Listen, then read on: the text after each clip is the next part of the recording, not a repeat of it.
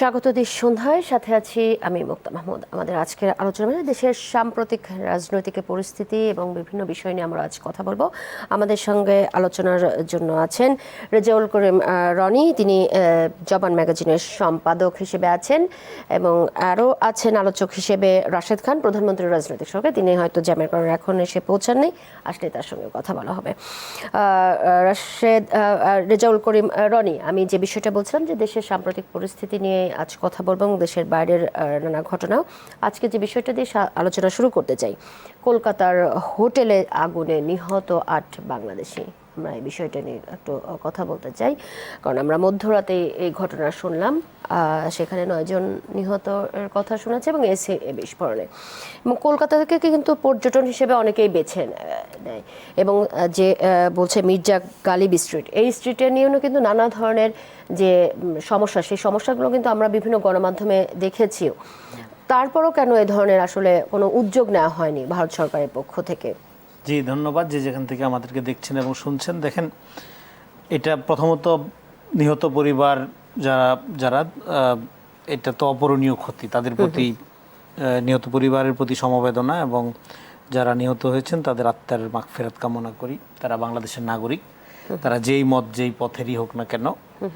তো এখন মুশকিল হলো বাংলাদেশের সাথে ভারতের যে সম্পর্কের যে টানাপোড়েন চলছে, এবং এর মধ্যে দিয়ে আপনারা দেখলেন যে আপনার ভিসা জটিলতা যেটা ছিল সেটা কাটায় ওঠার একটা চেষ্টা করা হলো, এবং তারপরে দীর্ঘদিন কিন্তু আসলে কলকাতা বা ভারতে যাতায়াতের ব্যাপারটা ভিসা জটিলতার কারণে, ভিসা স্থগিত করার কারণে কিন্তু যেতেই পারে নাই গণঅভ্যুত্থানের পরে।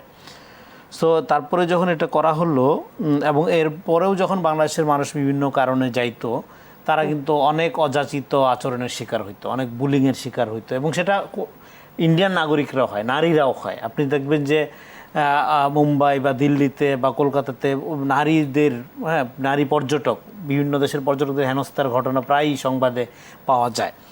সো এবং এখানে আপনার ধরেন একটা হোটেল যেখানে পর্যটকরা থাকেন, তাদের নিরাপত্তার এই ঘাটতি, এটা তো অবশ্যই ভারত সরকারকে গুরুত্ব দিয়ে বিবেচনা করা উচিত ছিল। এবং আসলে বাংলাদেশ বা পর্যটকদের জন্য ভারত যে খুব একটা নিরাপদ দেশ না, এটা যদি আপনি গ্লোবাল ইন্ডেক্স দেখেন, হ্যাঁ, সেখানে কিন্তু আসলে ভারতের অবস্থা খুবই খারাপ। আপনার ভ্রমণ করার ক্ষেত্রে যেসব জায়গাগুলোতে বিদেশি নাগরিকদের জন্য আমাদের এখানে আমরা বাংলাদেশের লোকজন প্রেফার করে এক অর্থে খরচ কম, কাছে, আবার কলকাতার ক্ষেত্রে ভাষা কাছাকাছি, হ্যাঁ, নানা রকম জটিলতা কম, এই কারণে লোকজন প্রেফার করে। কিন্তু আসলে সেফটি সিকিউরিটির দিক থেকে যদি চিন্তা করেন, শুধু বাংলাদেশিদের জন্য না, বিদেশি পর্যটকদের জন্য ভারত একটা ঝুঁকিপূর্ণ দেশ হিসাবেই কিন্তু বিবেচনা করা হয়। বা যেসব আমি যে স্ট্রিটের কথা বললাম, যে আজকে যে স্ট্রিটে হচ্ছে আগুন লেগেছে, সেটাও কিন্তু মানে এই স্ট্রিট নিয়ে মির্জা গালিব স্ট্রিট, এই স্ট্রিট একটা গিঞ্জি স্ট্রিট, এবং এখানে আপনার অব্যবস্থাপনা, এটা নতুন না, ইউ আর রাইট, কিন্তু এই অব্যবস্থাপনাগুলো বলিত হতে হচ্ছে সাধারণ মানুষকে। তো আমি আশা করব বাংলাদেশ সরকারের তরফ থেকে এটা যথাযথ পদক্ষেপ নেওয়া হবে, এবং ভারত সরকারের উচিত ক্ষতিপূরণ তো জীবনের ক্ষতিপূরণ তো হয় না, তারপরেও হ্যাঁ, এইটার যথাযথ মানে আপনার আর্থিক ক্ষতিপূরণের বিষয়টি ভারত সরকারের নিশ্চিত করা উচিত আমি মনে করি। কারণ হলো এই ব্যর্থতা, এই গাফিলতি, এটা তো এই অব্যবস্থাপনার দায় ভারত সরকারকে নিতে হবে। রনি, আপনি যেটা বলছেন যে আর্থিক ক্ষতি দিয়ে আসলে তো মানুষের জীবনের মূল্যায়ন হিসেব করা যায় না, কিন্তু আপনি যেটা বলছিলেন যে মানুষ সেখানে যায়, পর্যটক হিসেবে যায়, চিকিৎসার জন্য যায়, এবং অনেক বাঙালি যান, কিন্তু সেখানে যে অব্যবস্থাপনা, এই অব্যবস্থাপনা আসলে ভারত সরকার কেন এইটাকে আসলে কি বলবো, আড়াল করে রাখতে চাইছেন? একটা কারণ হলো ভারত সরকার এতদিন ধরে নিছিল যে বাংলাদেশের মানুষজন বাধ্য ভারতকে বেছে নিতে, যে কোনো সেখানে কিন্তু এক ভারতীয় নিহত হয়েছে। তো এই যে বাধ্য মনে করা এবং নিজেদেরকে মানে অদ্বিতীয়, অবিকল্প মনে করা, এই সুপ্রিমেসির টেন্ডেন্সি তো ভারতের আছে। এই সুপ্রিমেসি তো বিপদ ডেকে আনে। আপনি যেমন বললেন যে সেখানে তো ভারতের নাগরিকও একজন নিহত হয়েছে। সো এবং দুর্ঘটনার ক্ষেত্রে তো সে দেখবে না ভারতীয় কিনা, সে নারী কিনা, পুরুষ কিনা, সে সাদা না কালো, এটা তো দেখবে না।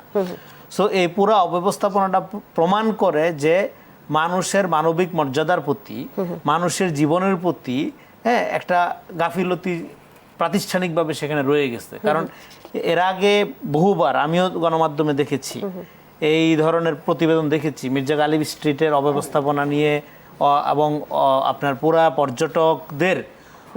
পর্যটকদের নিরাপত্তা ঝুঁকি যে আপনার এটা কিন্তু মাঝখানে কিন্তু ভারতে পর্যটন অনেক কমে গেছিল, বাংলাদেশের এই গণঅভ্যুত্থান এই ঘটনার কারণে না, মানে গ্লোবালি অনেক কমে গেছিল। ফলে আমি মনে করি এই ঘটনা আবারও নতুন করে চোখে আঙুল দিয়ে দেখিয়ে দিল যে আসলেই ভারত বা পর্যটকদের জন্য বা বিদেশি নাগরিকদের জন্য আসলে নিরাপদ না। ধন্যবাদ আপনাকে। আর আমাদের স্টুডিওতে এখন উপস্থিত হয়েছেন রাশেদ খান। স্বাগত আপনাকে। আপনার কথা আগে বলছিলাম নিশ্চয় জ্যামের কারণে আপনি আটকে পড়ছিলেন। আমরা যে বিষয় নিয়ে আসলে কথা বলছিলাম সেটা হচ্ছে কলকাতার হোটেলে যে আগুনে নিহত 8 বাংলাদেশি, সেখানে মোট 9 জন নিহত হয়েছেন এবং তার মধ্যে 8 জনে আছেন। এবং সেখানে আমরা যে বিষয়টা নিয়ে আসলে রাশেদ খান কথা বলছিলাম সেটা হচ্ছে যে ভারতের পর্যটকদের জন্য নিরাপত্তা, শুধু পর্যটন, অনেকে চিকিৎসার জন্য গেছেন, তারাও কিন্তু এই হোটেলে ছিলেন। এবং যে হোটেলটাতে এই দুর্ঘটনা ঘটেছে সেই হোটেল থেকে আমরা দেখলাম যে ফায়ার স্টেশন হাঁটা পথ। তো সেই জায়গায় এই এত বড় দুর্ঘটনাটাকে আসলে নিরাপত্তাটা আসলে কোথায়? এবং এই স্ট্রিট নিয়ে বারবারই কিন্তু ভারতীয় গণমাধ্যমেও বিভিন্ন সময় সংবাদ প্রচার করা হয়েছে। আপনার কাছে সবাইকে সালাম, আসসালামু আলাইকুম। দেখেন, ভারতে যে ধরনের দুর্ঘটনা ঘটেছে, বাংলাদেশি 8 জন নাগরিক তারা অগ্নিকাণ্ডের শিকার হয়েছে এবং শহীদ হয়েছে। আমি তাদের আত্মার মাগফিরাত কামনা করি এবং আল্লাহর কাছে দোয়া করি আল্লাহ যেন তাদেরকে জান্নাতবাসী করেন, আমিন।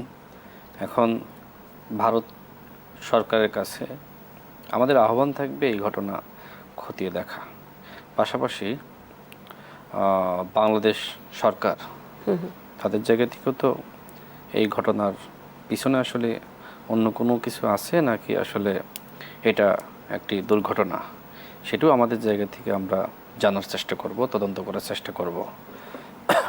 দেখেন, ভারত আমাদের প্রতিবেশী রাষ্ট্র। ভারত সম্পর্কে আমরা অনেক কথা বলেছি। ভারতীয় যে আধিপত্য এবং আগ্রাসন, সেটি নিয়ে বিএনপি সবসময় সোচ্চার ছিল। এই মুহূর্তে ভারতে বাংলাদেশের প্রধানমন্ত্রী যাবে কি যাবে না, ব্রিক্স সম্মেলনে অংশ নিবে কি নিবে না, সেটি নিয়ে অনেক আলাপ আলোচনা চলছে। এবং সেই আলোচনার মাঝখানে আবার এই ধরনের দুর্ঘটনা নাকি অন্য কোনো ঘটনা, সেটি বড় একটি প্রশ্ন। তারপরে আপনি রাশেদ খান, আপনি বলতে চাচ্ছেন এটার পেছনে কোনো ষড়যন্ত্র আছে কিনা? আমি কোনো ষড়যন্ত্র আছে কি নাই সে কথা বলবো না, বাট এটার পিছনে কিছু আছে কি না সেটি অবশ্যই ভারতীয় সরকার এবং বাংলাদেশ সরকার আমাদেরকে সেটির তদন্ত করতে হবে। দেখেন, এই মুহূর্তে যে সরকার ক্ষমতায় আছে, এই সরকার জনগণের ভোটে নির্বাচিত সরকার। এই সরকার ভারতের চোখে চোখ রেখে কথা বলা সরকার। কিন্তু ভারত সরকার কিন্তু ইতিমধ্যে বলেছে যে এখন পর্যন্ত যেটা বিষয় বলা হয়েছে যে এসি বিস্ফোরণে এই দুর্ঘটনা আসলে ঘটেছে। আমি তো বলি নাই যে সেখানে তাদেরকে হত্যা করা হয়েছে, আমি বলেছি যে অন্য কোনো ঘটনা আছে কিনা খতিয়ে দেখা দরকার, তাই না? একটা দুর্ঘটনা ঘটলে সেটির পিছনে কি কারণ সেটি জানার জন্য তো আপনি কি অন্য কিছু আশঙ্কা করছেন কিনা? আমি এই বিষয়ে আশঙ্কা তো থাকতেই পারে, তাই না? নিশ্চয়ই আপনার খেয়াল থাকবে যে ঝিনাইদহ 4 আসনের আওয়ামী লীগের একজন এমপি, আমি সেই আসন থেকে নির্বাচন করেছি, আনার সাহেব ভারতে হত্যাকাণ্ডের শিকার হয়েছিল, তাই না? তার লাশ পাওয়া যায়নি, তাকে নির্মমভাবে হত্যা করা হয়েছিল। এবং অনেকে সন্দেহ করছিল যে এর সাথে ভারতীয় কোনো নাগরিক জড়িত কিনা। পরবর্তীতে দেখা গেল না, এটার পিছনে আসলে তার আশপাশের লোকজন, তার পরিচিত লোকজন দায়ী।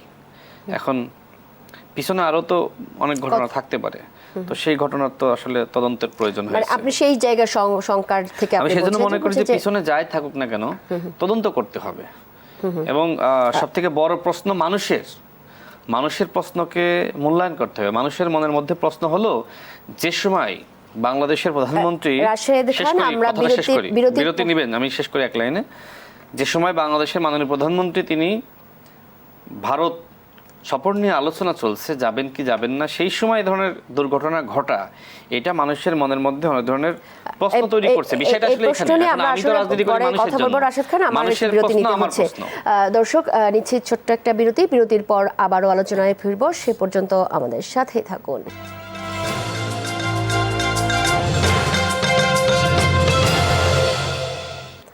দর্শক, বিরতির পর আবারও ফিরছি আলোচনায়। যে বিষয়টা নিয়ে কথা হচ্ছিল, প্রধানমন্ত্রীর রাজনৈতিক সহকারী রাশেদ খান, যিনি বলছিলেন যে এই দুর্ঘটনার পেছনে, বা তিনি জনগণের হয়ে তিনি বলছেন, যেহেতু রাজনীতিবিদ, জনগণের জিজ্ঞাসমান যে এই ঘটনার পিছনে অন্য কোনো ঘটনা থাকতে পারে কিনা, বিশেষ করে প্রধানমন্ত্রী যখন ভারত সফর নিয়ে আলোচনা হচ্ছে তখন এ ধরনের ঘটনা।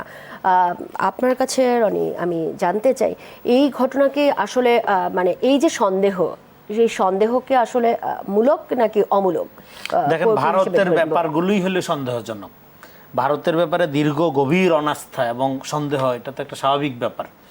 এবং এই যে ঘটনা, গভীর রাত 2টায় ঘুমন্ত মানুষ, এবং এরকম একটা গেঞ্জি হোটেলে মানুষ দেখছেন প্রায় 60 জনের মতো জীবিত উদ্ধার করা হয়েছে। হ্যাঁ, 9 জন মারাই গেছে, এর মধ্যে একটা শিশুও আছেন। এটা তো আসলে খুবই প্যাথেটিক, এবং এই দৃশ্যগুলো কিন্তু দেখা যায় না, যে মানুষের কত স্বপ্ন, কত ইয়ে থাকে। এবং এটা আপনার এই ট্র্যাজেডি, আমরা যেটা শুরুতেই বলছিলাম যে হ্যাঁ, এটা আসলে মানে কি বলবো, যে এটা আসলে অসহ্য আর কি, মানে খালি চোখে দেখাটাও একটা কষ্টকর ব্যাপার। সো এখন ডেফিনেটলি এখানে তো সন্দেহ থাকবেই যে এরকম একটা অব্যবস্থাপনাপূর্ণ ভবন কিভাবে চালানো হইলো। তারপরে এখানে আগুনের সূত্রপাত কি, এটা নিয়ে পরস্পর বিরোধী তথ্য ইতিমধ্যে পাওয়া যাচ্ছে। কেউ বলছে এসি বিস্ফোরণ, কেউ বলছে বৈদ্যুতিক শর্ট সার্কিট। সো আসলে কি, এটা আসলে পরিষ্কারভাবে আমরা আদৌ জানতে পারবো কিনা কোনোদিন, এই ব্যাপারে সন্দেহ আছে। এবং জনগণের সন্দেহ থাকাটা অমূলক না। কারণ হলো, এটা ডেফিনেটলি এখানে যেটা আলোচনা হচ্ছে, প্রধানমন্ত্রী ভারত সফরকে কেন্দ্র করে এখানে কিন্তু এক ধরনের প্রো আওয়ামী ইস্টাবলিশমেন্ট, এবং যাদেরকে আমরা নিরপেক্ষ মেধাবী মুনাফেক বলে জানি, তারা কিন্তু সংবাদ প্রচার করে সফর একদম কইরে কনফার্ম করে ফেলছিল। হ্যাঁ, এবং এই যে নতুন নতুন যে দোকান খুলছে মিডিয়া নামধারী, সেই সমস্ত দোকানের কলামিস্টরা, এবং তারা এখান থেকে বাংলাদেশ থেকে যারা ভারতের বিভিন্ন পত্রিকায় কলাম লেখে, তাদের কলামের মধ্যে, আমি আর নাম নিচ্ছি না, কলামের মধ্যেও তারা সফর কনফার্ম করে ফেলছিল, প্রধানমন্ত্রী সফর কনফার্ম। হ্যাঁ, সো সফর কনফার্ম করলে তারা 2 ধরনের রাজনীতি করতে পারত। এক হইল, তারেক রহমান ভারতের নতজানু পররাষ্ট্রনীতির কাছে পরাস্ত হয়ে সুরসুর করে গেলেন, এটা বলতো আওয়ামী লীগের লোকজন। আর জামাতেরা বলতো, এই তো হ্যাঁ, তারা ভারত বিরোধী রাজনীতির যে সোল এজেন্ট নিজেদেরকে দাবি করে, সেই ঢোল জোরে সোরে বাজানোর একটা সুযোগ। শেষ করে ফেলে পয়েন্ট, সমস্ত সুযোগে পানি ঢেলা দিয়া এখানে বাংলাদেশের স্বাধীনতা, সার্বভৌমত্ব, আত্মমর্যাদাকে বিসর্জন দিয়ে কোনো রকম কোনো সফরের উদ্যোগ এখনো পর্যন্ত নেওয়া হয়নি। হ্যাঁ, এবং এই যে পুরা যে একটা অবিশ্বাস এবং অব্যবস্থাপনার সম্পর্ক, সেখানে এই দুর্ঘটনা একটু আপনার কাছে পরে এই দুর্ঘটনা আসলেই সন্দেহকে আরো ঘনীভূত করে তুলছে। আমি রাশেদ খান, আপনি যেহেতু প্রধানমন্ত্রীর রাজনৈতিক সহকারী, সেই জায়গা থেকে আপনাকে একটু জানতে চাই, যেহেতু এই দুর্ঘটনার সাথে সাথে প্রধানমন্ত্রীর একটা সফর নিয়ে আপনারা দুজনেই বললেন যে এই সফরটাকেও একটা তখন আরো বেশি, যেহেতু এখনই এই আলোচনা হচ্ছে এবং তার মধ্যে এই দুর্ঘটনা, আমি একটু জানতে চাই যে কাছের একজন প্রতিবেশী, এবং রনি যেটা বলছিলেন যে এই ভারতের প্রতি যে অনাস্থা, এই অনাস্থা, তারপরে অবিশ্বাস, কাছের একজন প্রতিবেশীর সাথে এই অনাস্থা অবিশ্বাস নিয়ে আসলে কতদূর আমরা আগাতে পারবো সম্পর্ক? ভারতের সাথে আমরা ন্যায্যতার সম্পর্ক চাই। প্রতিবেশী যিনি থাকেন তাকে যেমনিভাবে উদার হতে হয়, ঠিক আমাকে উদার হতে হবে। ভারত এই মুহূর্তে তাদের যিনি নতুন হাই কমিশনার এসেছেন, বেশ মিষ্টি কথা বলছেন, বাট মাথায় রাখতে হবে হি ইজ এ পলিটিশিয়ান, এবং বিশেষ দায়িত্ব দিয়ে তাকে এখানে পাঠানো হয়েছে। না, শেষ না করলে এভাবে প্রশ্ন করলে তো আমার কথা আমি বলতে পারবো না। আপনাকে শেষ করতে হবে আমার নির্দিষ্ট বক্তব্য, মানে তারপরে আপনি প্রশ্ন করলে বেটার। তো যে কথা বলছিলাম, তাকে এখানে দায়িত্ব দেওয়া হয়েছে। আমার কাছে মনে হয় যে বাংলাদেশের সাথে যেহেতু 16 বছরের সম্পর্কের টানাপোড়েন, একজন রাজনৈতিক নেতৃত্ব হিসেবে সেই সম্পর্ক কিভাবে তৈরি করা যায় সেটির জন্য হয়তো ভারত প্রচেষ্টা চালাচ্ছে।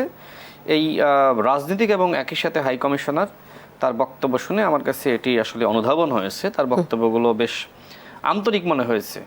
দেখেন, ভারত কখনোই এর আগে বলে নাই যে বাংলাদেশের জনগণের সাথে সম্পর্ক, এর আগে বলে নাই যে বিএনপি সরকারের যে নীতি সবার আগে বাংলাদেশ, আমরাও এই নীতিতে বিশ্বাস করি। তার মানে কি, বিএনপি সরকার এমন ফরেন পলিসি গ্রহণ করেছে যে ফরেন পলিসি ভারত বা ভারত সরকার এর বাইরে যাওয়ার সুযোগ নাই।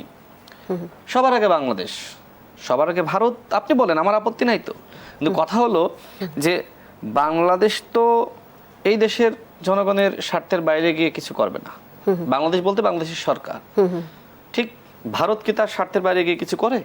পৃথিবীর প্রত্যেকটা দেশের পলিসি তো এরকম, সবার আগে তার দেশ, তাই না? সুতরাং যদি দেশের প্রয়োজনে ভারতের সাথে আলোচনার প্রয়োজন হয়, অবশ্যই বিএনপি সরকার আলোচনা করবে, কিন্তু সেই আলোচনা তো সেই স্বামী স্ত্রী মার্কা না, রাখি বন্ধনের না। এই আলোচনা হবে শেখ হাসিনাকে কবে তারা বাংলাদেশে ফিরিয়ে দিবে, এই আলোচনা হবে তারা অদূর ভবিষ্যতে আর কখনো কোনো দলের বন্ধু হবে নাকি এদেশের জনগণের বন্ধু হবে, এই আলোচনা হবে যে তারা সীমান্তে হত্যা বন্ধ করবে কিনা, পুশিন বন্ধ করবে কিনা। এই আলোচনার জন্য অবশ্যই ভারতের সাথে বসা দরকার। তার আগে এদেশের জনগণের যে প্রশ্ন সেটি হলো ভারতের মনোভাব কি, শহীদ উসমান হাদির খুনিদের বাংলাদেশে ফিরিয়ে দেওয়ার ব্যাপারে এবং পলাতক শেখ হাসিনা থেকে শুরু করে যারা সেখানে পালিয়ে রয়েছে তাদেরকে বাংলাদেশে ফিরিয়ে দেওয়ার ব্যাপারে মনোভাবটা কি। হ্যাঁ, আপনি আগে ওই যে ফ্যাসিস্ট স্বরাষ্ট্রমন্ত্রী আসাদুজ্জামান খান কামালকে আগে পাঠান, আপনি প্রক্রিয়াটা শুরু করেন, তাই না? তো ভারতকে আমি বলবো, ভারতকে আমি বলবো যে বাংলাদেশের মাননীয় প্রধানমন্ত্রী ভারত সরকার প্রধানের সাথে অবশ্যই আলোচনা করবে, প্রতিবেশীর সাথে কেন আলোচনা নয়। আমি যে বিষয়গুলো বললাম ন্যায্যতার ভিত্তিতে সমাধানের জন্য তিনি আলোচনা করবেন এবং বাংলাদেশের স্বার্থকে অগ্রাধিকারের ভিত্তিতে। কিন্তু আসাদুজ্জামান খান কামালকে আগে ফেরত পাঠান, প্রক্রিয়াটা শুরু হোক, এরপরে ধাপে ধাপে শেখ হাসিনাকে পাঠান, অন্যদেরকে পাঠান, তাই না? এইখানে সরাসরি শেখ হাসিনার নির্দেশনায় আসাদুজ্জামান খান কামাল সে কিন্তু এক্সিকিউশন করেছে, তার মানে তাকে পাঠান, এরপরে শেখ হাসিনাকে পাঠান। এইভাবে আপনারা একটা তালিকা দেন যে আমরা এই ধাপে ধাপে খুনিদেরকে আমরা বাংলাদেশে পাঠাবো, ফেরত দিব। তো আপনি কোনো প্রক্রিয়া শুরু করবেন না আর বলবেন যে কেন বাংলাদেশের সরকার প্রধান আসতেছে না। আরে বাংলাদেশের সরকার প্রধান যাওয়ার তো পথ তৈরি করতে হবে। এদেশের জনগণের কাছে কি প্রশ্নের উত্তর দিবে বলেন? এখনো পথ সেই আলোচনা যে সেই পথ তৈরি করতে হবে এবং সেই পথ এখনো পর্যন্ত ঠিক হয়। এখন সম্পূর্ণ দায়িত্ব বাংলাদেশের সাথে সম্পর্ক উন্নয়নের দায়িত্ব ভারতকে নিতে হবে, কারণ বাংলাদেশের আমাদের বর্ডার গার্ড তারা তো ভারতীয় নাগরিককে হত্যা করে না, আমরা তো ভারতীয় কোনো অপরাধীকে এখানে আশ্রয় দিচ্ছি না। অবশ্যই ভারত থেকে খুন করে এসে বাংলাদেশে কোথাও তো মানে আশ্রয় পাচ্ছে না, প্রোটেকশন দেওয়া হচ্ছে না। আজকে ধরে নিলাম যে ভারতের বিষয়গুলো নিশ্চয়ই বিবেচনা নেবে। রাশেদ খান, আমার একটু বিরতি নিতে হচ্ছে, দর্শক নিতে হচ্ছে ছোট্ট একটা বিরতি। বিরতির পর আমরা আবারও ফিরবো আলোচনায়, সে পর্যন্ত সাথে থাকুন।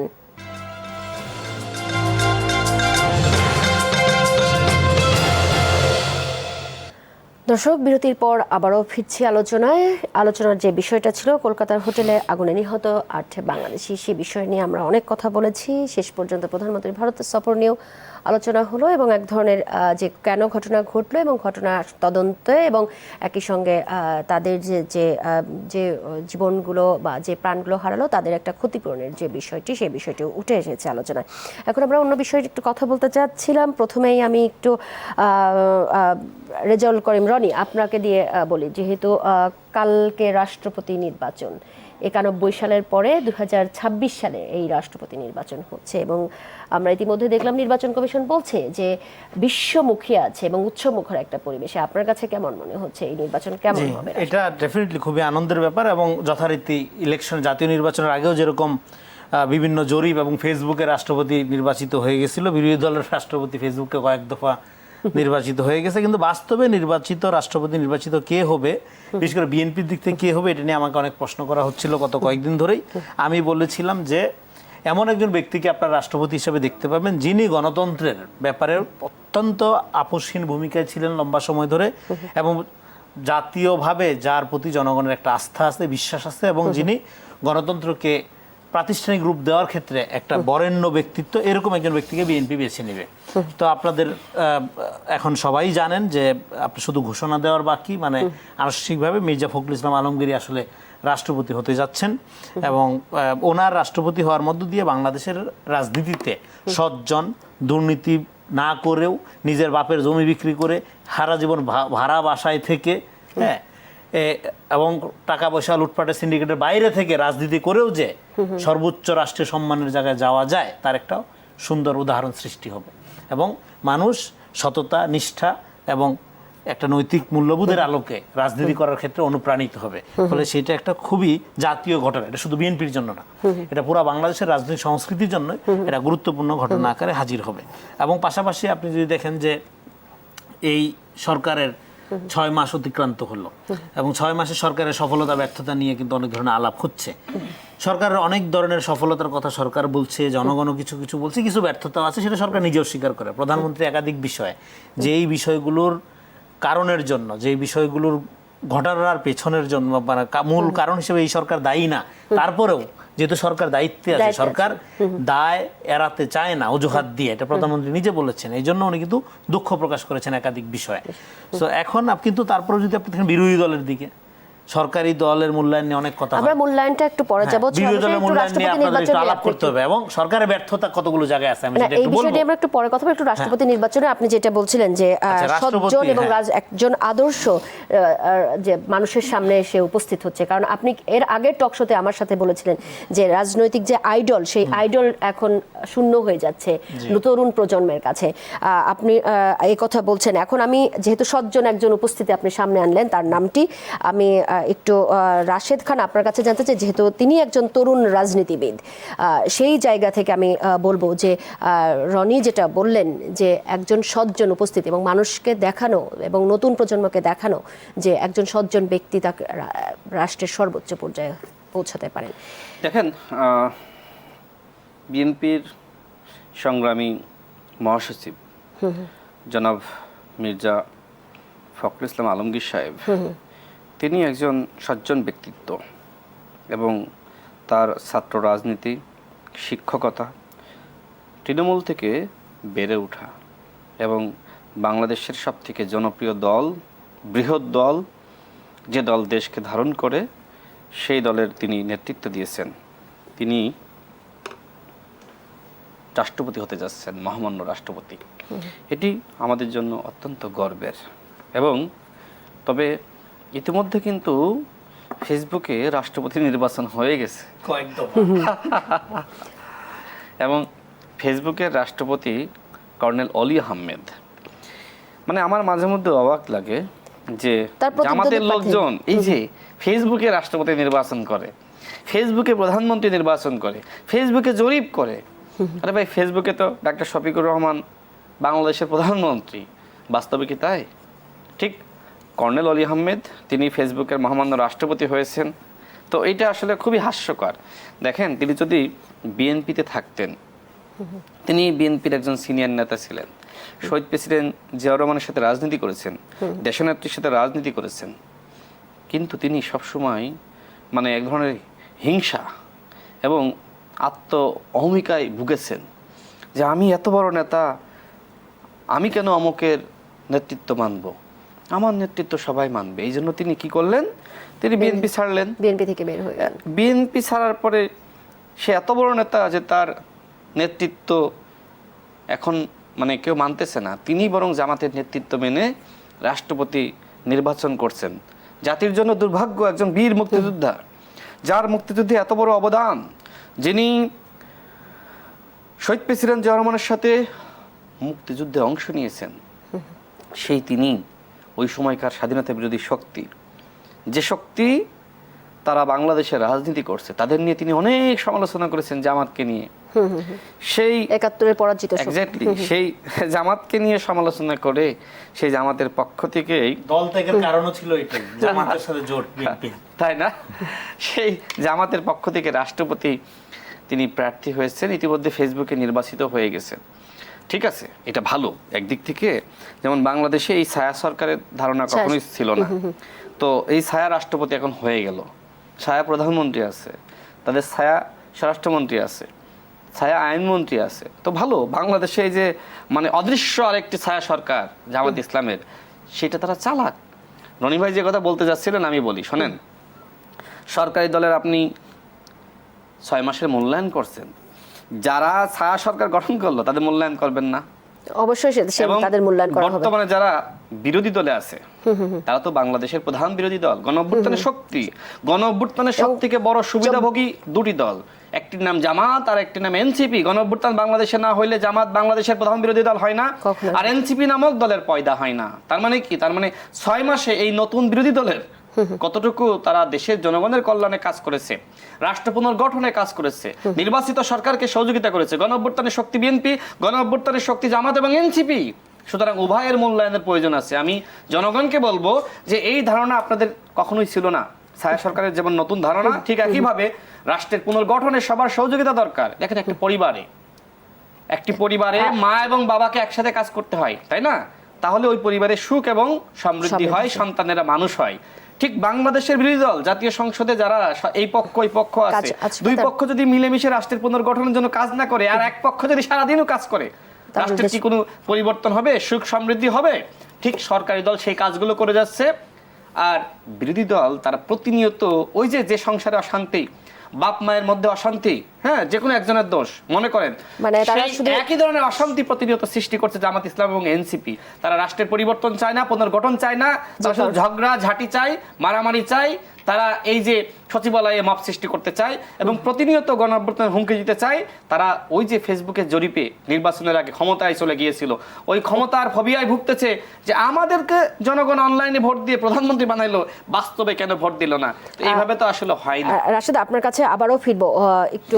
রনি, আপনার কাছে জানতে চাই, আপনি বিএনপির একজন রাষ্ট্রপতির যে প্রার্থী হিসেবে আছেন তার মূল্যায়ন করলেন, এবং একইভাবে যদি আমি মূল্যায়ন শুনতে চাই যে তার বিরোধী দল থেকে যিনি নির্বাচনে অংশ নিচ্ছেন রাষ্ট্রপতি হিসেবে, তাকে যদি আপনি মূল্যায়ন করেন একজন রাজনীতিবিদ হিসেবে, মূল্যায়নটা কেমন হবে? একই সঙ্গে এটিও একটু প্রশ্ন করে রাখি, যেহেতু আমাদের সময় স্বল্পতা, সরকারের 6 মাসে আপনার আর সরকারের দল থেকে না, আমি জানতে চাইবো যদি বিরোধী দলের ভূমিকা আসলে কেমন ছিল। দেখেন, সরকারি দলের ভূমিকা ঠিক আছে, সরকার বলছে নানাভাবে, বিরোধী দলের ভূমিকা নিয়ে এখানে আলাপ হইল। এবং বিরোধী দলের যিনি রাষ্ট্রপতি নির্বাচিত হতে মানে নির্বাচন প্রার্থী, মানে নির্বাচনের জন্য প্রার্থী হয়েছেন কর্নেল অলি আহমেদ, ওনার অতীত বর্ণাঢ্য অতীত আছে, সেটা আমরা সবাই জানি। কিন্তু উনি নিজে যেই কারণে জামাতের সাথে বিএনপির ওই সময় কৌশলগত জোটের কারণে, কিন্তু রাশেদ খান ইতিমধ্যে বলে ফেলেছেন, তো উনি দল ত্যাগ করলেন, ত্যাগ করে এখন আবার সেইটা নেতৃত্বে ওনাকে রাষ্ট্রপতি প্রার্থী হতে হচ্ছে। এই যে স্ববিরোধিতা, এটা বাংলাদেশের জনগণ রাজনীতি স্ববিরোধিতা পছন্দ করে না, মুনাফিকি পছন্দ করে না। তো এগুলো হলো আপনার অতীতের যে আপনার অবদান, সেগুলোকেও কলঙ্কিত করে, খাটো করে। তো যাই হোক, আরেকটা হলো সরকারের কতগুলো ব্যর্থতার জায়গা আছে। এর মধ্যে 1 নম্বর ব্যর্থতা হলো, ধরেন এই যে বিরোধী দলের, হ্যাঁ, এই একের পর এক নারী নির্যাতন, পরকীয়া, এগুলোর বিচার কোথায়? সরকার আউট অ্যান্ড আউট ফেল করছে এগুলোর বিচার নিশ্চিত করতে। এগুলোর যদি বিচার হইতো, তাহলে বিরোধী দল, এই যে রাশেদ খান বললেন যে বিরোধী দলের কর্মকাণ্ড মূল্যায়ন করা দরকার, আপনি মূল্যায়ন করবেন কি? আপনি তো বিচার করেন নাই। আপনি যদি বিচার করতেন তাহলে এগুলো বাদ দিয়ে তারা রাজনীতিতে ফিরত। তারা হোটেলে কানা ঘুপসিতে তারা ব্যস্ত হয়ে যাচ্ছে। আপনি যদি বিচার করতেন তাহলে তারা রাজনীতি ফিরত। ফলে তাদের রাজনীতি ফেরার ক্ষেত্রে সরকারের 100% ব্যর্থতা আছে। সরকার তো বিচারের উদ্যোগ নেয়নি তাদের। যদি বিচারের উদ্যোগ নিত তাহলে তারা এই সমস্ত, হ্যাঁ, গর্হিত, হীন, নেক্কারজনক কাজ থেকে নিজেদের বিরত রেখে রাজনীতির পথে ফিরত।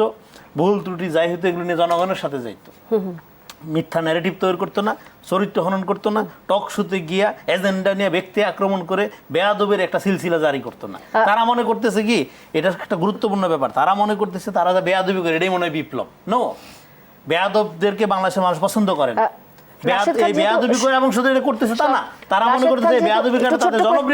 যেহেতু আপনি অভিযোগটা বলেছেন, আমি একটু রাশেদ খানের কাছে শুনতে চাই। এই যে সরকারের ব্যর্থতা বললো, যে বিরোধী দল যে ন্যাক্কারজনক কাজগুলো করেছে, আপনি সচিবালয়ের মব বলেন, তিনি বলেছিলেন কতগুলো ঘটনার কথা, একটাও সরকার আসলে পদক্ষেপ নিতে পারে নাই। এই ব্যর্থতা কেন? আসলে সরকার কতটা নেবে এই ব্যর্থতার দায়? একটু ছোট্ট করে শেষ করব আমরা। দেখেন, রনি ভাই যথার্থই বলেছে যে জামাতের যে রাজনীতি, সেই রাজনীতি যদি পরিশুদ্ধ করতে হয়, তাহলে ৭১ থেকে জামাতের যে অপকর্ম তার 40 সেকেন্ডে শেষ করব ভাইয়া। হওয়া দরকার ছিল। ৭১-এর বিচারটা আসলে পরিপূর্ণভাবে এবং ন্যায়সঙ্গতভাবে হয়নি। দেখেন, শেখ হাসিনা যেটি করেছিল, এক ধরনের প্রতিহিংসা পরায়ণ হয়ে সে কিন্তু ন্যায় বিচারটা করতে পারেনি। তার মানে কি? তার মানে ৭১-এর অপরাধের কারণে জামাতের ন্যায় বিচার হওয়া দরকার। জামাতের যারা অপরাধী ছিল তাদের বিচারের মুখোমুখি করাই হলো ন্যায় বিচার, সেটা করা দরকার। এখন এই সরকার করতে পারেনি ন্যায় বিচার। ৮৬-তে জনগণের সাথে জামাতের গাদ্দারি, ৯৬-তে জনগণের সাথে গাদ্দারি, ৭-৮ পর্যন্ত সেই ফখরুদ্দিন মঈনুদ্দিনের সাথে হাত মিলিয়ে গাদ্দারি, এমনকি ২৪-এর পরে নির্বাচন যাতে বাংলাদেশে না হয়, গণতন্ত্র না ফিরে আসে, এই জন্য গাদ্দারি। শেষ করি 10 সেকেন্ড আপনার। তো এই গাদ্দারির বিচারগুলো বাংলাদেশে হতে হবে। জামাত ইসলামী যে গালিগালাজের রাজনীতি করছে এবং এনসিপি জামাতের যুব সংগঠন হিসেবে সেই গালিগালাজ শিখতেছে, এই যে গালিগালাজের রাজনীতি, এইটা থেকে আমাদের মুক্তি পেতে হবে। আমাদের আলোচনা এখানেই শেষ করতে হচ্ছে। নিশ্চয়ই অন্য কোনো বিষয় নিয়ে আবারও আলোচনায় ফিরবো। সে পর্যন্ত আমাদের সাথেই থাকুন, দেশ টিভির সঙ্গেই থাকুন। ধন্যবাদ সবাইকে।